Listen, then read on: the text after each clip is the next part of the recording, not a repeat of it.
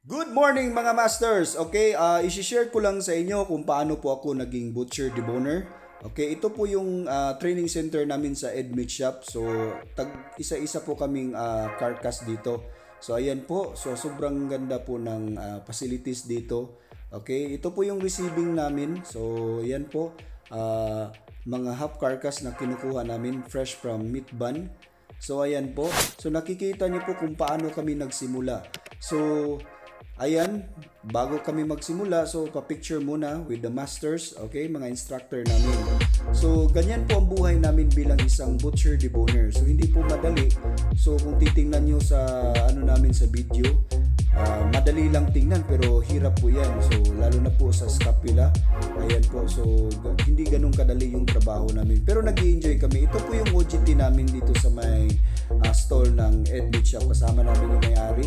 Ayan po. Nagka-try po kami mag-apply sa abroad, lalo na sa Magsaysay. So, tinatry namin sa sobrang dami po ng aplikante. Ayan po. Akala po namin hindi na kami matatanggap. Pero, huwag po kayong mga lalatiis-tiis lang po mga master. Ganun talaga ang buhay. So, yan. So, balik naman kami sa trabaho. Ganyan po kadami yung carcasses namin na pork. So, ganyan po ang trabaho ng isang butcher deboner. So, kayo po ay napapagod. Huwag po kayo mag-alala, okay? So, isipin nyo yung pamilya nyo. So, ganun po. Meron po kami mga tropa dito, mga babae. Ayan. So, gusto din nilang maging butcher deboner. Ayan po. Sumabak din kami sa mga baka. Ayan, mga beef. So, dahil po sa isang taong ito, si Kuya John, okay, siya ang tumulong sa amin para matuto kaming mag-debone ng baka. Ganyan po. So, dito sa Bangkeruhan Public Market, dito kami natuto maging butcher ng baka. So, ganyan po ang buhay ng isang butcher, no? So, ayan, natuto din kami mag-debone kung paano tanggalin yung baka, pati na yung ulo ng baka. So, ganyan po guys. Huwag po kayong mag-alala. So, kung mahirap man ngayon, sa uli po ay maganda yung ano. So, ito po yung trade test ko po. So, i-share ko lang sa inyo. Ayan, with Australian employer ng Greenham.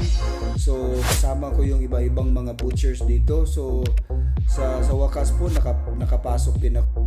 Sa hirap po ng pag-apply, so ganyan po, na-bless po tayo guys. Mga master, ayan po si Ma'am Eliza Pacheco, siya po ang tumutulong sa amin para ma-line up kami. Ayan po, siya po ang gumagawa ng lahat. Agency po namin is Caves Manpower. Okay, so ayan po guys. So ito po yung slaughter namin sa may Kayang Slaughterhouse, Pasay City. So puntahan niyo po ito.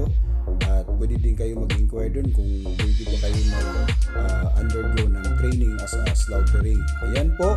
So, ayan po yung mga tropa namin. Nabigyan po kami ng cup. Okay, nabigyan po kami yan dahil po sa pagtsatsaga namin. Okay. So, ayan po si Sir Frankie.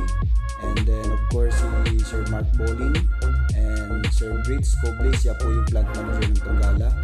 Ayan po guys. Nagpa-picture din ako kay Ma'am Eliza. Yan, okay. So, buntis po si Ma'am Eliza. So, medyo maswerte po tayo dito. Okay.